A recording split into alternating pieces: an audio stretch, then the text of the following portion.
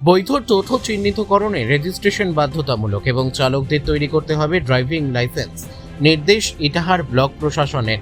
পাশাপাশি জাতীয় সড়কে টোটো চলাচল এবং টোটোতে ওভারলোড মাল বহনে নিষেধাজ্ঞা জারি। সোমবার যানজট নিয়ন্ত্রণ সহ একাধিক সমস্যা সমাধানে টোটো চালকদের সঙ্গে বৈঠকের আয়োজন করা হয় বিডিও অফিস প্রাঙ্গণে।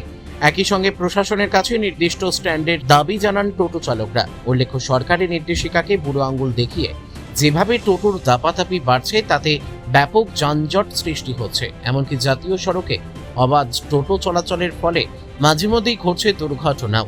ইটাহার সদর এলাকায় যেখানে সেখানে টোটো পার্কিং এর ফলেও ব্যাপক যানজটের সৃষ্টি হচ্ছে।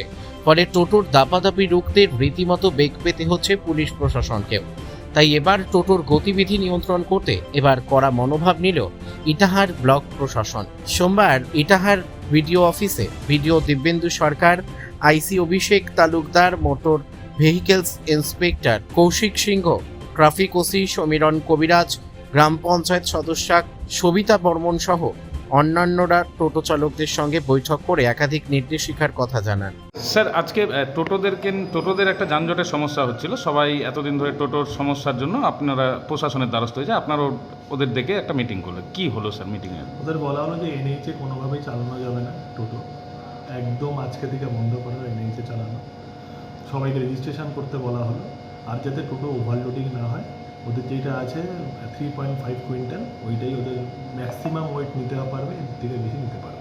আর শিফটিংয়ের কিছু একটা চিন্তা ভাবনা করছি। শিফটিং ওদের বলা হলো যে কোনো অটো দিনে চালাবে, কোনো অটো রাতে চালাবে, ওটা ওদের ডিউ প্রসেস করে ওরা আমাদের জানাবে। স্যার, বৈধ টোটো কি চিহ্নিতকরণ করতে রেজিস্ট্রেশনের জন্য ওদের বললাম যে আপনারা সবাই গিয়ে রেজিস্ট্রেশনটা করুন। কেউ যদি সেকেন্ড হ্যান্ড টোটো কেনেন, আগের মালিকের কাছ থেকে সেল ডিটটা নিয়ে আপনারা রেজিস্ট্রেশনটা কমপ্লিট করুন। ওদের একটা দাবি স্যার, যে চৌরাস্তায় এসে একটা থাকার স্ট্যান্ড, মানে টোটোর একটা স্ট্যান্ডের দাবি জানাচ্ছে না। ওনাদের তো আমরা চৌরাস্তায় সেটেল করিনি, আর এখানে কোনো জায়গাও নেই। আমরা খুঁজি, যদি কোনো জায়গা পাওয়া যায় অতগুলো টোটোকে অ্যাকোমোডেট করার মতন আমরা নিশ্চয়ই করব। বেশ। দাদা, আপনার নাম? আমার নাম রঞ্জিত কুমার দাস। কোথায় বাড়ি? বাড়ি হচ্ছে গৌরীপুর। এবার আপনি আজকে ব্লকে কেন এসেছিলেন?